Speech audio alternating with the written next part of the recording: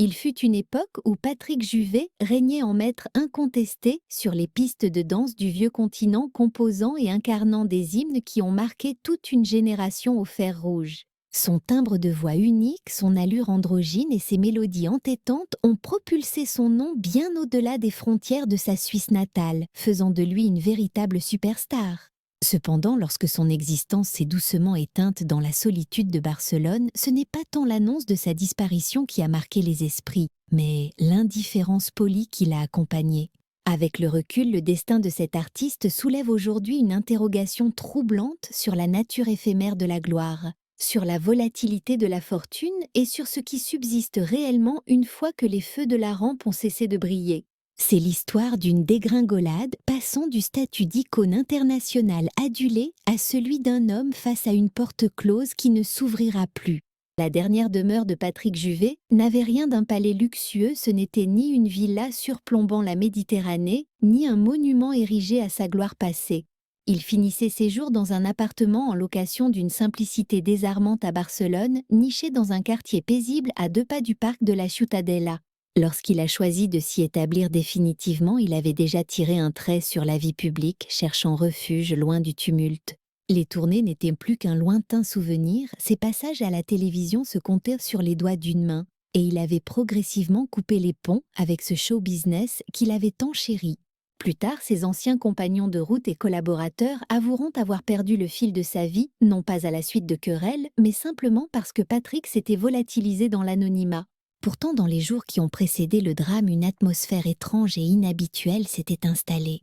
Patrick Juvet était connu pour sa disponibilité téléphonique, répondant presque toujours surtout aux appels de Yanidou, son agent et fidèle ami de toujours. Mais brusquement, le silence s'est fait total. Les appels sonnaient dans le vide, les messages restaient sans réponse et l'inquiétude a commencé à monter en flèche. Ce premier jour d'avril, lorsque sa femme de ménage s'est présentée devant l'appartement, elle s'est heurtée à une porte verrouillée, la clé étant restée engagée dans la serrure depuis l'intérieur. Ce simple détail technique écartait d'emblée toute hypothèse d'agression ou d'effraction. C'était le signe d'un silence qui s'était installé sans témoin. Depuis la France, Yanidou, rongé par l'angoisse, a dû mandater une personne sur place pour intervenir avec l'aide d'un serrurier. Une fois l'obstacle franchi et la porte enfin ouverte, ils ont découvert Patrick Juvet, gisant seul paisiblement allongé dans son lit. Aucune note d'adieu n'a été retrouvée, aucune trace de lutte, aucun indice laissant penser à une panique ou à une quelconque résistance face à la mort. Les rapports officiels confirmeront par la suite que son cœur avait cessé de battre 2 ou 3 jours auparavant, emporté par une insuffisance cardiaque. Son dossier médical faisait état de problèmes cardiaques avérés pour lesquels il était régulièrement suivi par des spécialistes. Malheureusement, au moment fatidique, il n'y avait personne pour lui tenir la main. Ce logement, bien que confortable, témoignait d'un train de vie bien en deçà des fantasmes que le public pouvait projeter sur une telle vedette.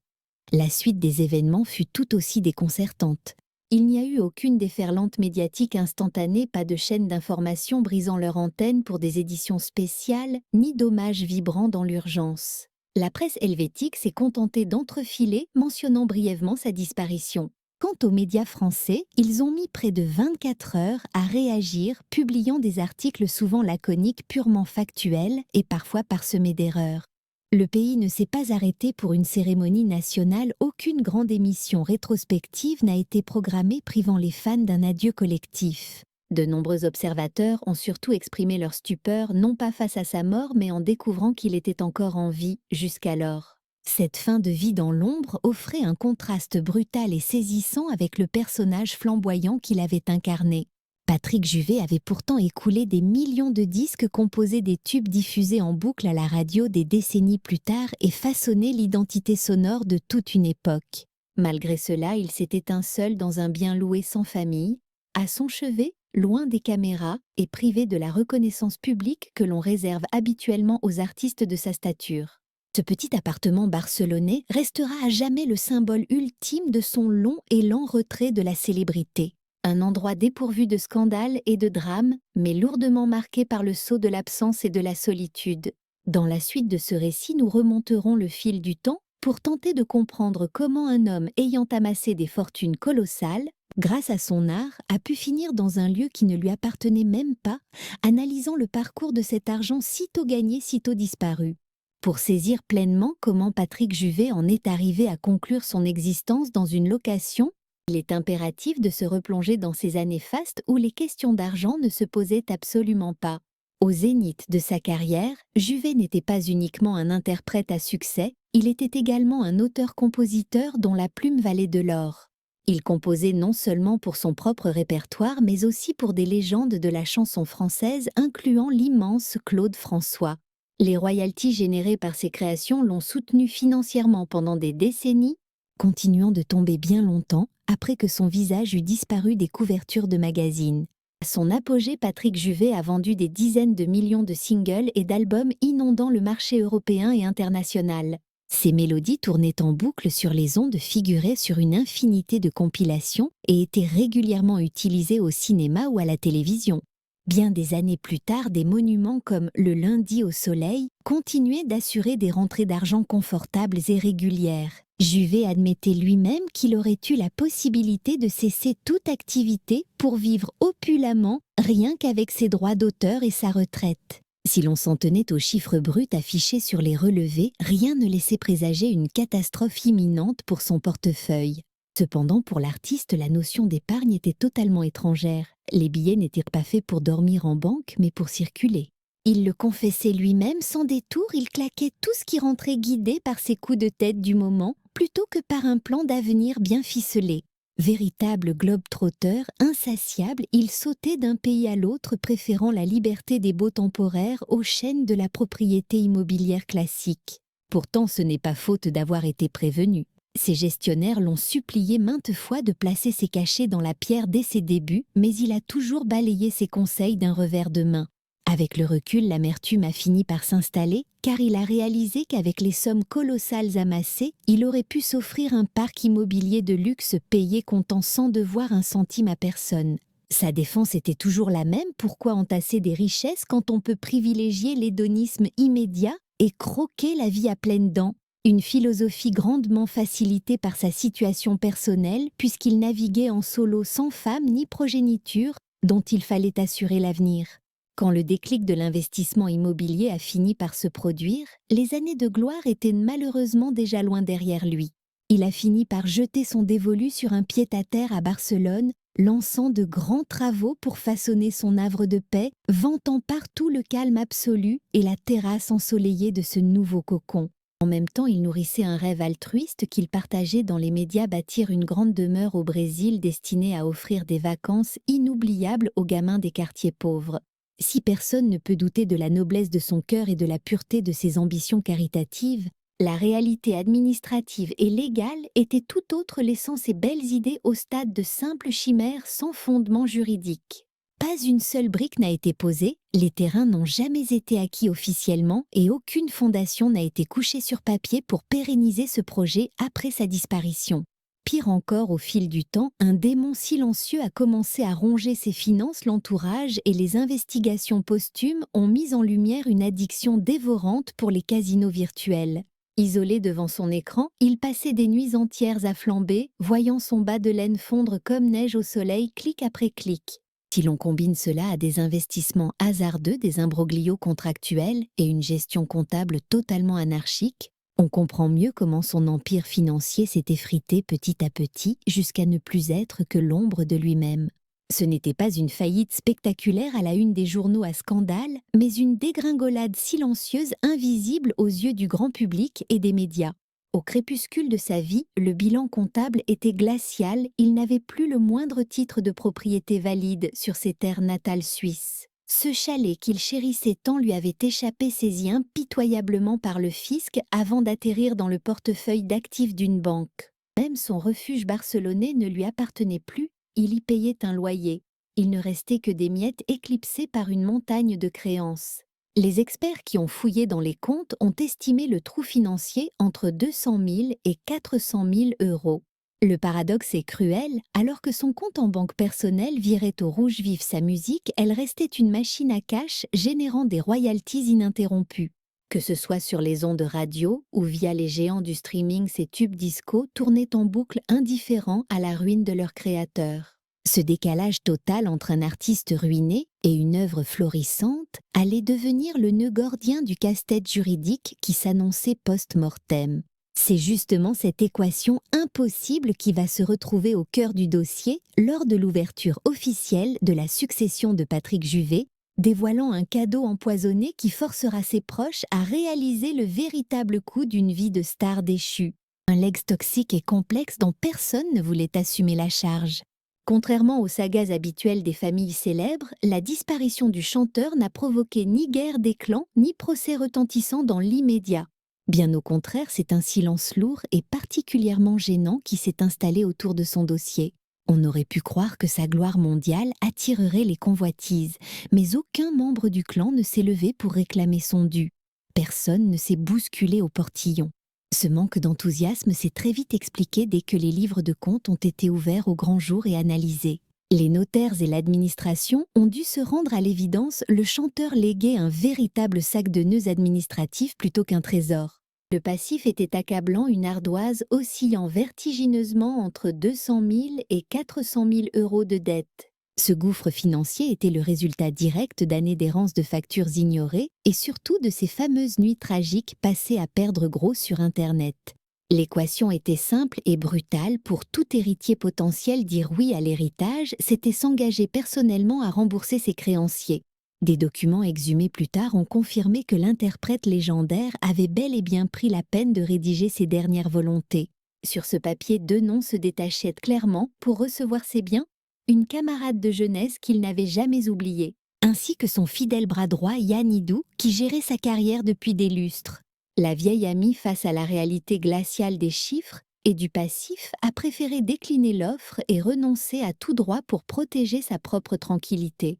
Fait marquant, sa propre sœur Nancy, avec qui il entretenait pourtant des liens étroits, était totalement absente du testament rayé de l'équation finale. C'est elle qui s'est chargée des funérailles et de la crémation, gardant jalousement le secret sur le lieu de repos de ses cendres, ajoutant une couche de mystère à cette fin de vie déjà nébuleuse. Yann Hidou s'est donc retrouvé seul face au destin. Il était bien plus qu'un simple agent artistique. Il était devenu l'encre, le confident de tous les jours pour la star. Leur lien était fusionnel, rythmé par des coups de fil incessants, parfois à de multiples reprises dans une même journée pour échanger sur tout et rien. Il avait assisté impuissant à la lente éclipse de la star, observant avec une inquiétude grandissante son ami se retirer du monde pour s'enfoncer dans une solitude de plus en plus opaque. Quand l'heure des comptes a sonné et que personne d'autre n'a voulu assumer cette charge, Yann Hidou s'est retrouvé au pied du mur contraint de prendre une décision où l'affectif se heurtait violemment à la réalité juridique. C'est donc en stricte conformité avec le droit helvétique et sous la supervision rigoureuse d'un notaire du canton de Neuchâtel que Yann a fini par endosser le costume de légataire universel. Mais ce nouveau statut n'était pas qu'un titre sur un papier. Il impliquait une responsabilité absolue, un engagement total et sans retour possible.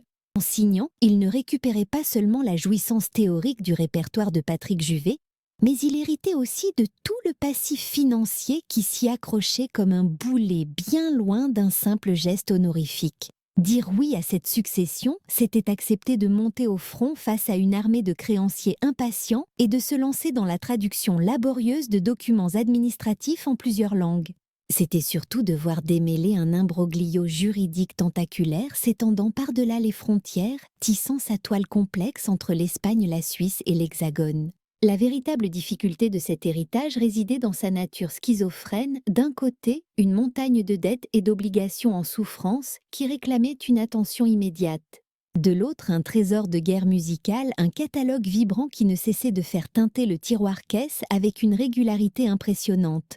Il faut dire que Patrick Juvet avait déposé pas moins de 185 œuvres auprès de la SACEM, constituant un patrimoine artistique conséquent. Juste avant que la crise sanitaire ne fige le monde, ses droits d'auteur généraient encore une rente annuelle avoisinant les 150 000 euros. Lors des années fastes, quand le cinéma s'emparait d'un titre ou qu'une compilation majeure intégrait ses tubes, ses revenus grimpaient en flèche de manière spectaculaire. Ce legs n'était donc pas sans valeur financière, loin de là, mais il était structurellement malade et nécessitait un assainissement profond. Soyons clairs, Yann Hidou n'a reçu ni villa sur la Côte d'Azur, Ni collection de bolides, ni compte bancaire suisse débordant de liquidités. Son véritable héritage fut un fardeau administratif colossal et la mission périlleuse de piloter une entité économique vivante, mais aux fondations dangereusement fragiles. C'était un cas d'école fascinant où la célébrité continue de produire de la richesse bien longtemps après que l'artiste ait perdu toute prise sur sa propre existence. Dans ce chapitre, nous allons nous pencher sur ce catalogue immortel, ces mélodies qui continuent de rapporter gros, mais aussi sur ces projets restés au point mort et sur l'étrange paradoxe d'une œuvre qui perdure avec force alors que le nom de son créateur s'efface doucement des mémoires. Voici l'histoire de ces chansons qui ont eu plus de vitalité que l'homme qui les a composées. Tandis que Patrick Juvet se murait dans un silence monacal durant ces dernières années, sa musique, elle n'a jamais cessé de hurler sur les ondes. Même après sa disparition, ses titres ont continué de tourner en boucle à la radio, d'habiller les émissions télévisées, d'inonder les plateformes de streaming et de porter les compilations nostalgiques. Ce décalage entre l'homme et l'œuvre est devenu au fil du temps absolument impossible à ignorer. L'individu s'était volatilisé de la scène publique, mais sa voix revenait hanter le présent totalement déconnecté du triste épilogue de sa vie réelle. Il ne faut pas s'y tromper, le catalogue de Patrick Juvet n'avait rien d'anecdotique ou de marginal. C'était un actif solide, un poids lourd commercial dont la rentabilité avait été maintes fois prouvée sur le terrain. Fort de ses 185 titres enregistrés, ce répertoire assurait des rentrées d'argent constantes année après année comme une mécanique bien huilée. Parfois, c'était le jackpot inattendu, un vieux tube exhumé pour la bande originale d'un film ou remis au goût du jour par la vague néo-disco faisait exploser les compteurs. À chaque fois qu'une note résonnait dans une fiction ou lors d'une émission de grande écoute, les droits d'auteur bondissaient instantanément. La même logique s'appliquait aux tournées Revival où les foules se pressaient pour consommer de la nostalgie et scander des refrains mythiques délaissant totalement les nouveautés. Et pourtant, malgré cette manne financière persistante et quasi automatique, la gestion posthume de la carrière de l'artiste a subi un coup d'arrêt brutal, se retrouvant comme figée dans le temps. Aucun hommage national, coordonné, pas de stratégie de réédition massive, aucune rétrospective digne de ce nom n'a pu voir le jour. Tous les projets ambitieux qui auraient pu restaurer son image auprès du grand public se sont fracassés contre le mur des incertitudes juridiques. On a vu un label indépendant annoncer fièrement un coffret intégral pour finalement devoir tout suspendre face à des guerres de tranchées entre majors sur la propriété des droits. De nombreuses maquettes inédites ont été exhumées des archives prêtes à être révélées, mais elles dorment encore dans des cartons faute d'accord clair entre les ayants droit, illustrant une paralysie bien plus profonde. L'œuvre de Juvet est en réalité un puzzle dispersé, morcelé au gré de contrats signés à différentes époques de sa vie tumultueuse. Certains droits ont été cédés pour une bouchée de pain à ses débuts. D'autres ont été partagés avec divers collaborateurs ou éditeurs, créant un imbroglio inextricable. Au fil des décennies, le contrôle du catalogue s'est atomisé si bien qu'aujourd'hui aucune entité n'a réellement les mains libres pour agir seule. Même après sa mort, l'industrie du disque n'a pas vu là un devoir culturel de mémoire, mais plutôt un actif complexe et risqué à négocier. Pour tenter de sortir de cette impasse kafkaïenne, Yann Hidou a fini par solliciter l'aide d'un expert des carrières outre-tombe. Il a fait appel à Fabien Lecoeuvre, spécialiste reconnu des catalogues de légendes disparues, pour réaliser un audit réaliste des possibles. Des réunions stratégiques ont été planifiées avec les géants du disque qui détiennent encore des morceaux du puzzle Juvet. L'ambition affichée n'est pas de tout réinventer, mais simplement de sauver ce qui peut l'être et d'assurer la pérennité de l'œuvre. Il fallait à tout prix éviter que son riche catalogue ne sombre dans l'oubli, victime d'une simple inertie et de l'usure du temps. Pendant ce laps de temps, ses admirateurs n'ont pas attendu. Ils ont inventé leur propre rituel pour saluer sa mémoire. Puisqu'il n'existait aucune sépulture accessible au public, ni le moindre mémorial officiel dressé en son honneur, certains fidèles ont pris l'initiative de se réunir dans des endroits chargés de symboles intimement liés à son parcours. D'autres ont préféré investir la sphère numérique en partageant des montages vidéo amateurs utilisant ces mélodies inoubliables comme toile de fond sonore pour exprimer leur chagrin. On se souvient notamment d'une vidéo toute simple bricolée par un admirateur sur le tube I Love America, qui est devenu pendant un moment l'un des très rares adieux visibles sur les écrans.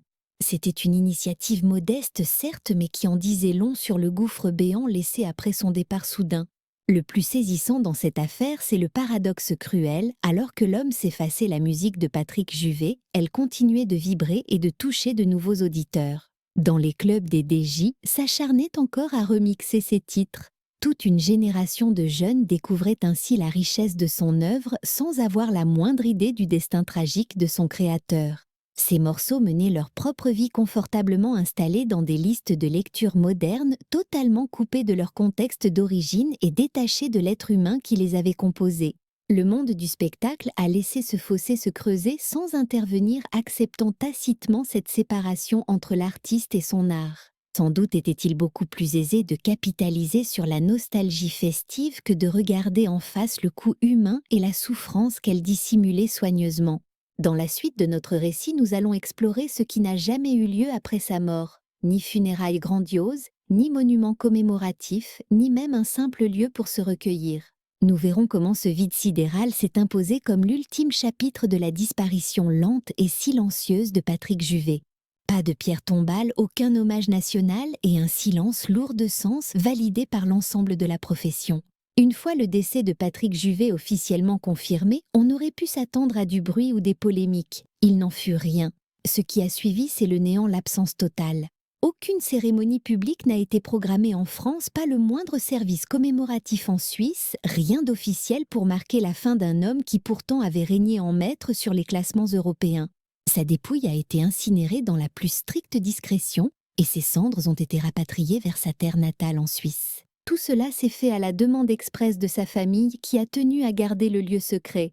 Résultat pour les admirateurs, il n'existait aucun endroit où aller pour lui dire au revoir. Pas de tombe sur laquelle se pencher, pas de plaque commémorative, aucun point d'ancrage géographique pour honorer sa mémoire. Cette absence totale de rituels funéraires n'avait rien d'accidentel. Elle illustrait de manière cruelle à quel point Patrick Juvet était sorti des radars et de la mécanique de l'attention publique. Dans les heures qui ont suivi l'annonce de sa disparition, aucune grande chaîne de télévision française n'a jugé bon de bousculer sa grille de programme. Pas d'édition spéciale, pas de rétrospective, rien n'a été diffusé pour marquer le coup. La presse écrite a fini par publier quelques papiers, mais la plupart étaient brefs, parfois truffés d'imprécisions et manquaient cruellement de profondeur. Le ton restait froid, factuel, presque administratif. Pour une grande partie du lectorat, le choc n'était pas d'apprendre sa mort, mais de réaliser avec stupeur qu'il était encore en vie jusqu'à ce jour. Le contraste avec d'autres figures de sa génération était impossible à ignorer. Eux avaient eu droit à des hommages vibrants, des documentaires fouillés et des célébrations posthumes grandioses. Patrick Juvet, en revanche, n'a reçu en partage que le silence absolu. Personne n'a lancé de série rétrospective pour retracer sa carrière. Aucune émission de première partie de soirée ne s'est penchée sur son influence musicale majeure. Même les émissions basées sur la nostalgie d'habitude si promptes à recycler les gloires du passé sont restées muettes comme si l'industrie avait décidé que son histoire ne servait plus à rien. Cette omerta ne s'est pas limitée aux médias, elle s'est propagée bien au-delà des écrans. Les grandes institutions culturelles, celles qui sont censées saluer l'apport des artistes au patrimoine, n'ont montré aucun signe de réaction. Pas de médaille, pas d'honneur officiel, aucune reconnaissance tardive ni le moindre geste symbolique pour tenter de corriger cet oubli flagrant. Son nom a brillé par son absence lors des cérémonies de remise de prix et des commémorations annuelles. Au fil des mois et des années, cette absence est devenue la norme, une donnée acceptée. Ce manque de réaction a fini par constituer en soi une forme de jugement silencieux mais définitif. Toutefois, il faut noter que parmi ses pairs, l'émotion était bel et bien présente. Quelques artistes ont pris la plume sur les réseaux sociaux pour exprimer une tristesse authentique et profonde. Jean-Michel Jarre a parlé d'un ami déchiré entre le glamour et ses démons. D'autres ont salué la mémoire d'un mélodiste au grand cœur, une présence douce et bienveillante lors des tournées. Cependant, ces messages, aussi touchants et sincères fussent-ils, sont restés des voix isolées dans le désert. Ils n'ont déclenché aucune action collective ni provoqué de regain d'intérêt. Très vite, ils ont été engloutis par le flux incessant et éphémère des publications numériques. Pour les inconditionnels, l'histoire restait en suspens sans véritable fin. Privés de récits officiels, ils ont dû glaner des miettes d'informations pour faire leur deuil. Quelques-uns ont fait le pèlerinage vers des lieux symboliques, cherchant une connexion physique avec son passé. D'autres se sont raccrochés à des signes infimes comme un arbre planté des années plus tôt, ou la diffusion surprise d'une chanson tard dans la nuit sur les ondes de radio. Le caractère bricolé et improvisé de ces hommages offrait un contraste saisissant avec l'immense célébrité qu'il avait connue à son apogée.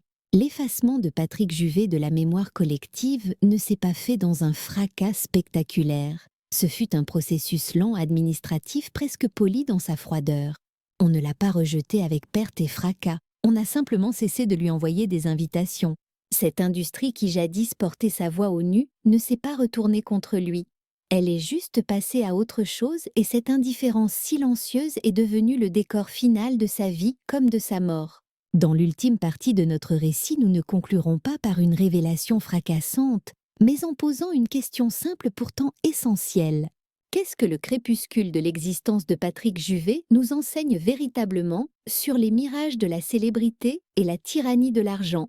Quel est le coût exorbitant que les artistes doivent acquitter une fois que la mélodie s'interrompt et que ne subsiste que le vide laissé par les projecteurs éteints? Quand le tumulte médiatique s'est finalement dissipé, la réalité de ce qui restait de la vie de l'icône disco était saisissante par son extrême simplicité et son dénuement.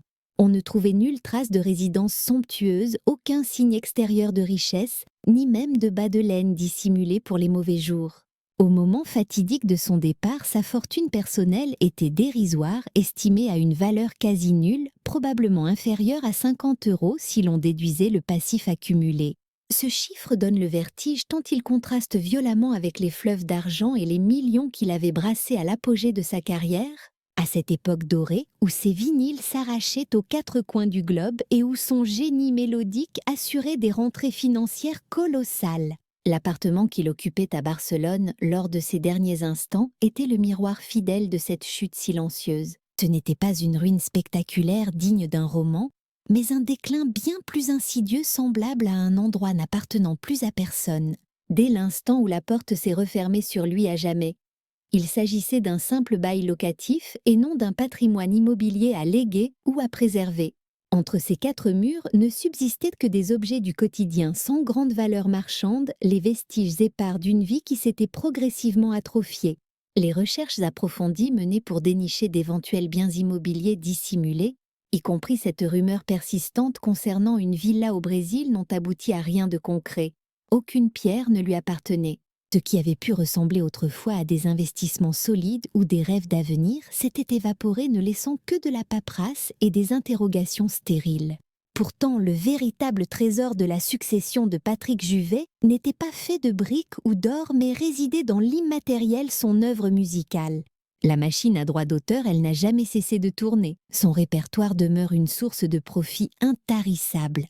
Des mélodies composées il y a plusieurs décennies continuent d'honorer les créanciers, d'effacer les ardoises et de valider le choix courageux de Yann Hidou d'accepter cette succession complexe. C'est une ironie du sort où la voix singulière de Patrick Juvet poursuit son labeur inlassablement générant de la richesse bien après que l'artiste ait perdu la faculté de plaider sa propre cause. Mais cette pérennité a coûté cher. Le créateur de cette manne financière n'a pas survécu assez longtemps pour profiter de la sécurité que son talent aurait dû lui garantir. La fin de son parcours fut teintée d'une solitude écrasante, de lutte contre ses démons et d'un repli sur soi bien loin du confort promis par sa gloire passée. Ce système impitoyable qui encense les artistes lorsqu'ils brillent au firmament n'offre aucun filet de sécurité dès que l'engouement du public s'essouffle. Les contrats demeurent contraignants, les obligations persistent, mais la bienveillance de l'industrie, elle s'évapore dans le silence. L'épilogue de l'histoire de Patrick Juvet ne se joue pas sur un scandale retentissant, ni sur une énigme policière. Il se conclut par un constat d'échec amer, une existence capable de générer des fortunes immenses sans jamais parvenir à les retenir. C'est le paradoxe d'un héritage qui continue de produire de l'argent tout en peinant à sauvegarder la dignité de la mémoire. Ces tubes continuent de voyager sur les ondes totalement déconnectées de la tragédie intime qui a marqué ces dernières années. Ils vivent leur propre vie dans un espace festif où le public consomme le plaisir, sans se soucier du contexte, une nostalgie qui ne pose aucune question dérangeante. Ce qui rend cette conclusion si poignante n'est pas tant l'absence de drame shakespearien, mais l'indifférence générale. Aucun examen de conscience, aucune remise en question du système n'a eu lieu. Sa mort n'est devenue qu'une statistique de plus dans la longue nécrologie des étoiles brûlées par la gloire. puis rejetés dans l'ombre une fois leur rentabilité effritée. Patrick Juvet avait lancé une interrogation célèbre qui a fait vibrer les pistes de danse du monde entier.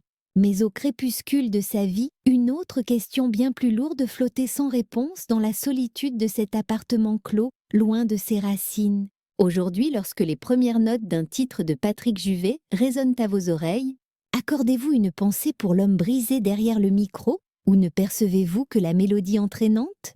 Si ce genre de récit bouleversant vous interpelle, n'hésitez pas à partager votre avis en commentaire et à rejoindre notre communauté pour explorer d'autres destins oubliés, cachés dans les coulisses impitoyables de l'industrie musicale.